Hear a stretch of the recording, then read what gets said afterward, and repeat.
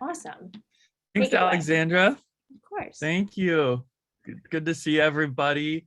What an amazing event. Honestly, it's so exciting to see so many hundreds of people here sharing all this knowledge. This is the type of information that I wish I had when I was going through my journey in doctors' offices and with insurance companies and all this stuff. So a huge kudos to Accessible Pharmacy. We're so proud to be partnered with them. Let me tell you briefly about who I am and Be My Eyes, and then introduce the next speaker. I'm lucky because Kim, with such an amazing, thorough presentation, already told you all how to use Be My Eyes. It was something that when our blind founder back in 2012 came up with an idea for a mobile app that would connect humans to help each other see, he had no idea that by this time in 2021, we would have 5 million people around the world, all answering calls thousands of times a day, seeing the world together. He didn't expect, though, that people would be helping read glucose meters and checking for insulin levels. I mean, this was, and every single day that Be My Eyes runs, our free service, we see creative uses of the app that we never would have expected blind and low vision people to do. Just to go off topic slightly, you know, we've seen people using Be My Eyes, calling a volunteer to get the score on their son's basketball game, or to check their wedding dress before they walk down the aisle, or simply to just tell if the cheese looks moldy or not, right? So whether it's talking about living a healthier lifestyle, maybe troubleshooting an exercise machine that isn't perfectly accessible, or actually assisting with your equipment, Be My Eyes is there 24 hours a day, 7 days a week, and there's always a friendly volunteer there to answer. All you have to do is download the Be My Eyes app. Doesn't matter whether you have a Google device or an iOS-based device, an Apple device. We're available on both, and it's totally free. Takes about 2 minutes to get signed up. The coolest part, though, and the reason we're here today, is because not only do we have volunteers answering Be My Eyes calls, but you can ask Be My Eyes to call Accessible Pharmacy.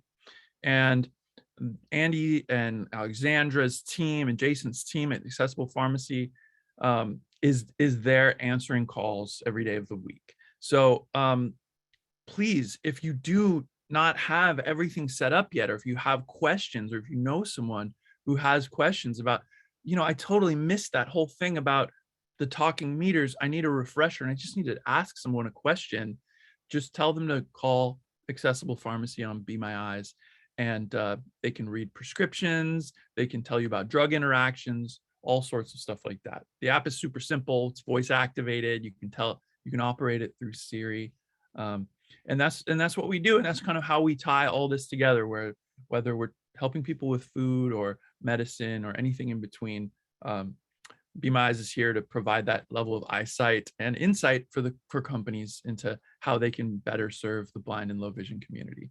So if folks want to ask any more questions, just find us on Be My Eyes, or look us up in the App Store. And I'm pleased to be able to introduce the next speaker. We have Sherry Pablo, who is a master's in public health at the University of California, Berkeley. Go Bears. That's my own alma mater there. And she's also a Kaiser Permanente public health scholar. So Sherry is interested in diabetes care management and coverage gaps for blind diabetes in accessing devices and just anything you need in order to maintain proper glucose levels. So she's speaking today about diabetes and insurance, and she's blind herself, like myself. So I'm really happy to introduce a fellow Berkeley person. Sherry, are you there and ready to go? Yes, I am ready. Can you hear me? Yep, loud and clear. Yes, thank you for that intro, Will. Go Bears. And I thank you also, Kim. That was such an amazing presentation. I feel like I learned a lot.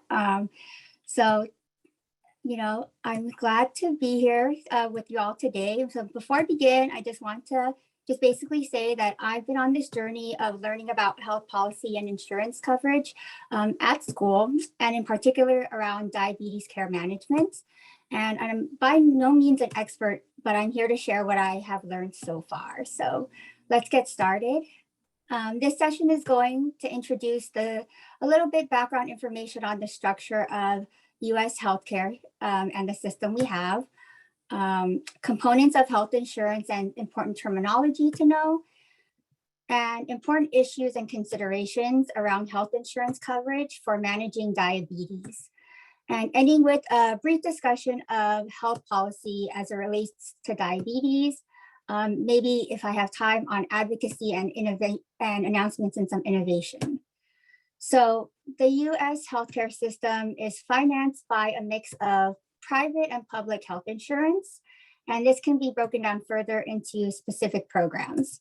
So people in the United States have coverage by one of three ways typically. So there's private health insurance known as commercial insurance, also known in industry as commercial payers, and can be either employer-sponsored insurance that you get from working, that is purchased and contracted as a group policy or group insurance.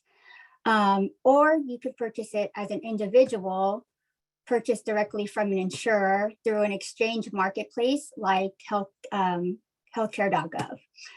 And the third way that people have insurance here in the United States is public insurance that is funded by the government, as in the Medicare and Medicaid programs. And so employer-sponsored insurance is the main source of health insurance coverage for millions of Americans, and it's probably the biggest source of healthcare financing in the United States. Let's see. Sorry, my computer stopped talking. Okay, so people who have the option of buying individual insurance plans through a healthcare marketplace exchange is actually identical to commercial or insurance that's paid for by your employer. So these could be like United, Humana, Blue Cross Blue Shield, Kaiser, Cigna, Aetna, and Centene. And those are exactly identical. So it's either you get it through your employer or through individual marketplace purchase. So public insurance, known as Medicare or Medicaid, were established by the government in 1965 through the Social Security Act Amendment. And pretty much Medicare is a federal health insurance program that covers seniors 65 years and older and people with disabilities. And that's a total of 62 million people currently. And then Medicaid is another public insurance program for people with low income. That's about 1 in 5 people in the United States. And it's limited to people with income below a certain threshold and that are categorically eligible, meaning they're part of a group like children, pregnant women, the elderly, and people with disabilities. And funding with Medicaid is shared between the federal and state programs. And so now that we kind of know how people get health insurance, we're now going to review components of health insurance plans and terminology. So everyone can have different insurance, Medicare, Medicaid. If you're working, you have like whatever health plan you have with your work, but there are certain components to be aware of when selecting a plan that's right for you, especially when it comes to diabetes care management. Sometimes employers provide different health plan options to choose from, just as in choosing a health plan from a market exchange. Or employers could just provide just one option and you don't really get a choice. But either way, it's important to understand how these terms kind of play into your prescription coverage and your access to certain devices and things. So the first component of a health insurance plan is the premium. And your monthly premium is the amount you pay for membership in your insurance plan every month, regardless if you use your health care or not. Because health insurance contracts last for a year, your monthly premium multiplied by 12 months is the annual premium and the minimum amount that you're expected to pay per year. And if you have health insurance through your employer or work, your premium is partially paid by your employer and is directly taken out of your wages. And purchasing an insurance plan on health insurance exchange marketplace will have different premiums depending on the plan that you have. And the most Medicaid and Medicare plans don't have premiums that you need to worry about paying yourself. Next is out-of-pocket costs, also known as cost-sharing requirements. And so besides premiums, any additional costs that are not covered by insurance when you visit your doctor, hospital, or pharmacy are out-of-pocket costs. And so example of out-of-pocket costs are co-insurance, co-payments, and deductibles. And so what is a deductible? The annual deductible is the amount you are required to pay for healthcare before your healthcare insurance plan begins to pay for things. So for example, if your deductible is $1,000, your insurance plan won't pay anything in a given year until you've spent $1,000 on covered medical costs, services, or medications.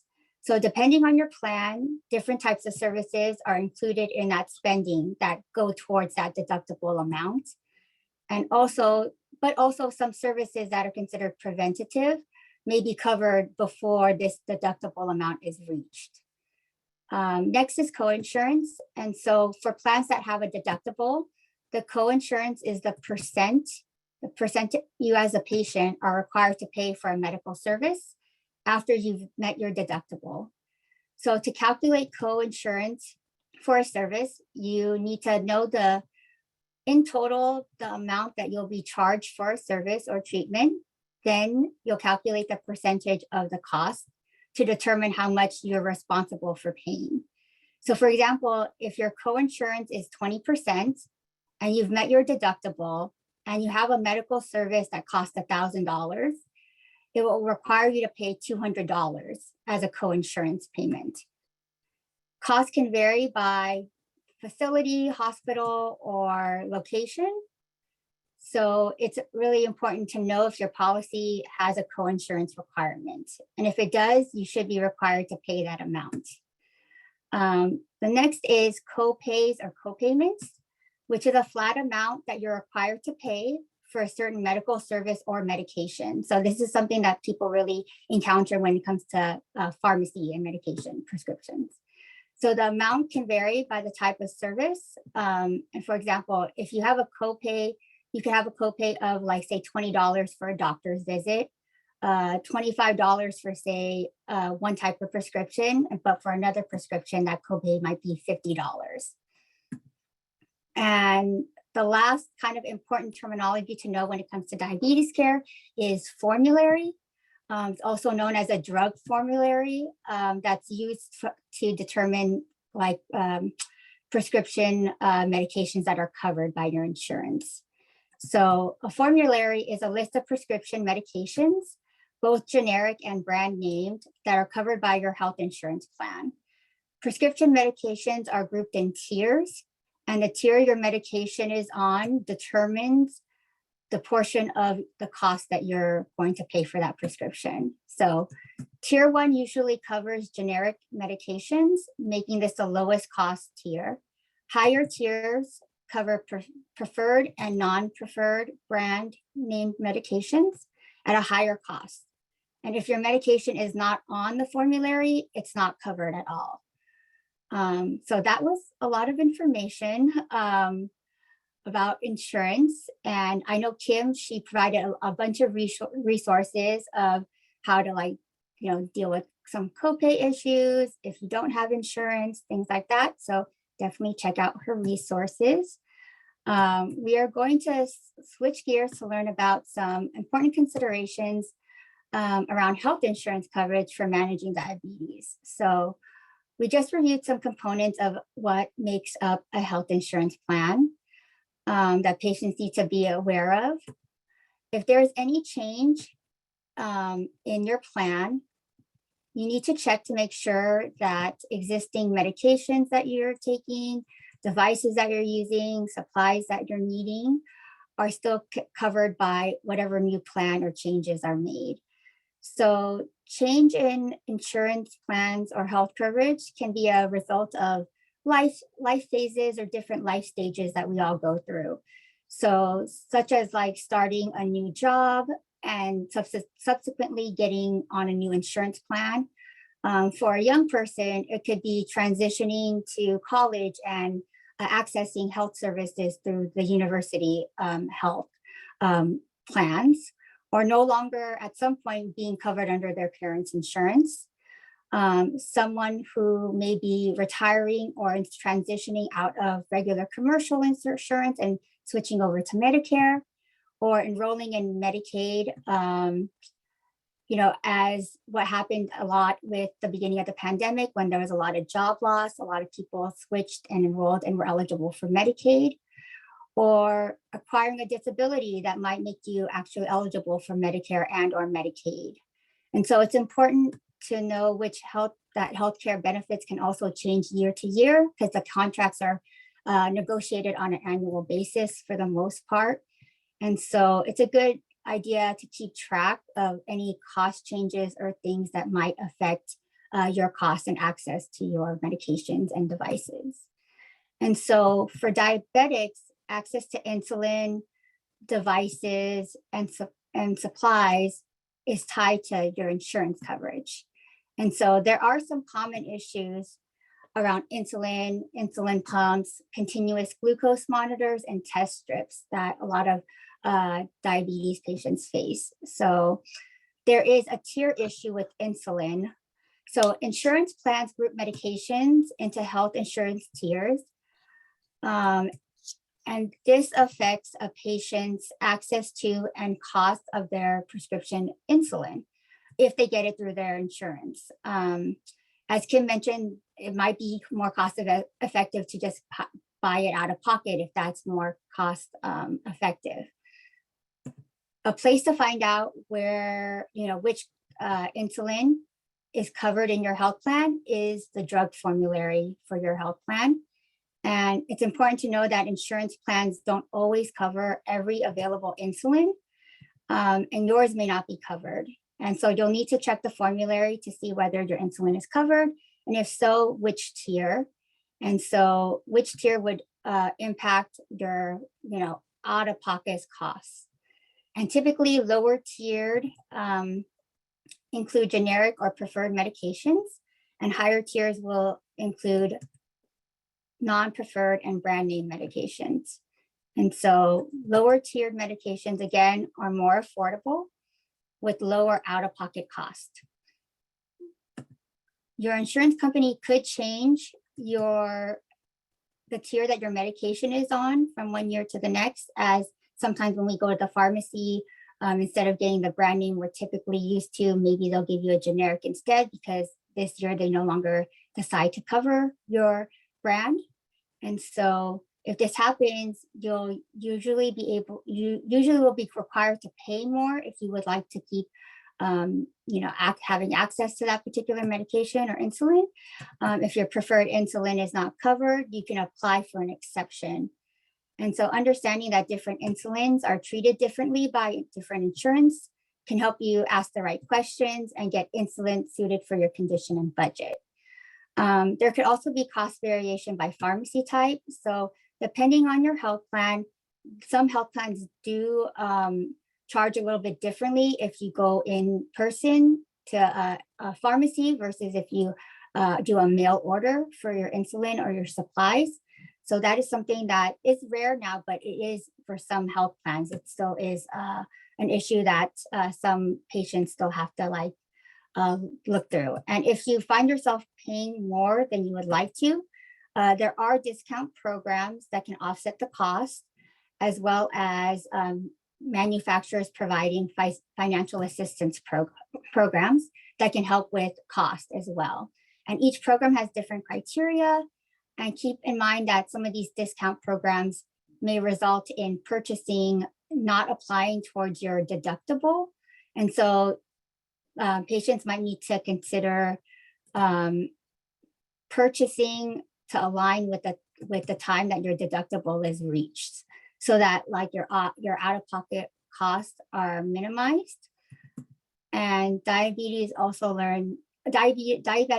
patients also need to learn their prescription needs. And so, as Kim was mentioning in her previous session, different people use varying amounts of insulin. And so, for example, a vial of 1,000 units will last only 20 days for a person needing 50 units a day. And so in this case, a person will need to ensure that their prescription is written for more than one vial a month to avoid paying multiple co-pays. So every single time you get a prescription filled, your insurance may require you to pay a co-pay every single time you get something filled. So people with diabetes need to plan ahead so they have enough insulin supplied, especially in the chance that a vial is broken or supply is damaged in some way. And communication with your doctor or member of your care team about your specific needs can ensure that your prescription is the right amount for you. Let's see.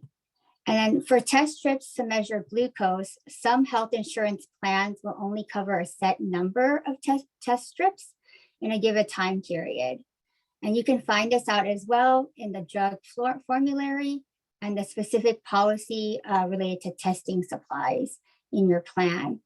But you need to make sure that you check the area around tiers and associated costs and determine as well if your costs differ depending on how you get the supplies and what manufacturer supplies the test strips. And even if there is a limit of test strips, there is always a possibility to get more strips to manage your diabetes by applying for an exception. And so, okay. So that's just insulin test strips. And so we can move on to devices. So for devices such as insulin pumps, continuous glucose monitors, insurance companies will typically require to meet certain criteria before they will cover the cost of an insulin pump or a CGM, especially if you're not currently using one or you are a new user. So this may involve your doctor completing a prior authorization or pre-certification form, which will include evidence of medical necessity for a pump or CGM device. If you are unsure of what pump or CGM is covered, you could always call your insurance, device manufacturer, or a resource like Accessible Pharmacy for guidance.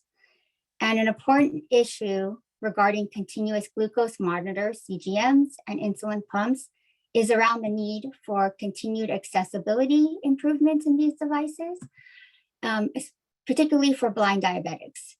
And an ongoing concern that I've seen in research is the development of new versions of these types of devices, both CGMs and pumps, without accessibility features incorporated into them, essentially making these devices inaccessible for the blind. Advocacy groups like the Diabetes Action Network of the Blind, which is a division of the National Federation of the Blind, have been working to address accessibility of CGMs and insulin pumps for years, but it's still an ongoing process. And so that is something, hopefully, there are methods and ways, as Kim mentioned, and there are some devices that are currently in use, but the proliferation of new devices and advancements in technologies aren't really including accessibility, which there needs to be more policy and legislative work in that space. And so the choice to use an insulin pump and or CGM is a personal choice that every diabetic makes in consultation with their doctor and care team. There are many factors that play in using the device to manage diabetes, including like skill level, cost, ease of use, accessibility, comfort with technology, and even having some functional sight as a low vision user, or needing a device fully with speech output and app integration if totally blind. So insulin pumps are covered under a special section of an insurance plan known as the durable medical equipment section. And there can be a difference as well between tubeless and patch insulin pumps, such as the Omnipod, that are disposable. And so coverage can either fall in between insurance plans, pharmacy benefit, or the durable medical equipment benefit.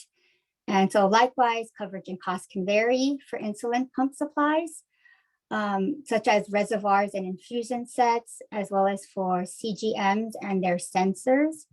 And these are also covered either under pharmacy benefit or the medical durable equipment section. And so many plans do allow you to order directly from the manufacturer if you want, but not all do. And again, these sections need to be kind of looked at to make sure you fit the criteria and eligible to get coverage.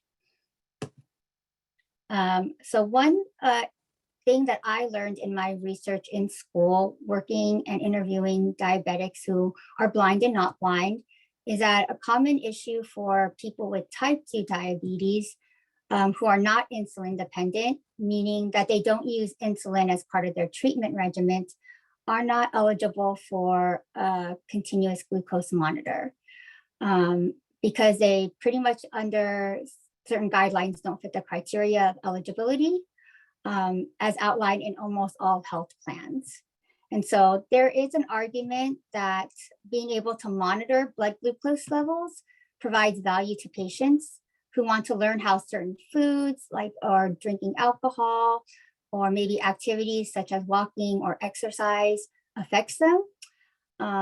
Right now, the technology is still difficult for some patients and the cost is still high, but some believe that CGMs can be a standard of care for type 2 diabetics and for those with prediabetes as technology improves and costs go down. So for a lot of type 2 diabetics who are not eligible for a CGM, but believe they can benefit from one, they do have to go through an appeal process and file an exception request. An appeal exception request is a written request that your health insurance cover the medication, device, or service you need as advised by your doctor. And in terms of how insurance covers determines coverage and costs, every insurance plan is very different and their contracts determine what they cover, especially when it comes to specific devices and treatments.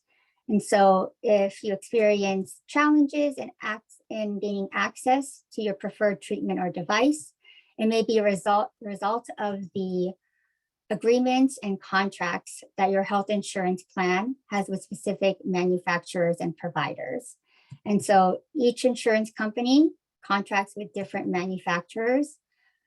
And these contracts can have broad influences on what patients can access and where the medications are placed in formularies, the price paid by the plan, your out-of-pocket costs, or the specific brand that's covered. And so therefore it's common and it may result in a denial of coverage. But if you learn that your denial is specific to your particular brand of insulin, CGM, or insulin, while other brands are covered, this is likely due to a contract arrangement. And this is all insurance and business talk. But in that case, you can switch to an alternative option that is covered, or you can request an exception to cover your preferred option. And so health insurance is one means for people to have access to care and treatment of their diabetes. Prior to the Affordable Care Act, millions of people in the US had no health insurance coverage. And so Medicaid expansion, which has been adopted by all but 12 states, provided health insurance for low-income people up to 138% of the federal poverty level. And so uninsured rates of people decreased and the coverage gap of people in the United States shrunk as well. And so some results of this policy around diabetes care actually addresses a lot of the health inequities that we see in people of color and people with lower socioeconomic status. So really getting in and down with the health equity work. And so after the Affordable Care Act Medicaid expansion, for example, newly enrolled Hispanic patients had better control of their diabetes with the greatest reduction in hemoglobin A1C levels compared to newly insured non-Hispanic whites, as well as newly enrolled Black diabetics gained better control of their diabetes compared to non-Hispanic whites. And so in terms of accessibility policy for insulin pumps and CGMs, so on August 4th of this year, the Medical Device Non-Visual Accessibility Act, HR 4853, was introduced in the House of Representatives and urges the FDA to set non-visual standards for Class 2 and Class 3 medical devices, which would include glucometers as well as insulin pumps, as well as other medical devices like sleep apnea machines and blood pressure machines. And lastly, the Build Back Better bill has a provision to try to lower prescription drug prices and spending, which Medicare can negotiate drug prices in their Medicare Part D plan. And so this is something that the Veterans Administration already does. And so we'll wait to see if Medicare in this provision passes and gets through. But in terms of insurance coverage and things, when it comes to the market, Medicare and their rates usually is kind of like the price setting for the market. So I know that the whole insurance market is kind of waiting to see how that will happen. And in the Build Back Better Act, there is a provision on limits for cost sharing for insulin products. And I believe the provision is that no one will pay more than $35 for insulin, and that there would be a $2,000 max out-of-pocket cost for all plans, which would definitely help a lot of people out because prescription drug costs have been rising and skyrocketing for many years, and it's kind of out of control now. That is the end of my presentation. I used a kind of a different template today since I kind of lost some of my notes, but I hope that you guys all kind of learned something about insurance. It's kind of dry, but it's good to know how health insurance plans kind of affect coverage of all of your, insulin devices and supply needs. Sherry,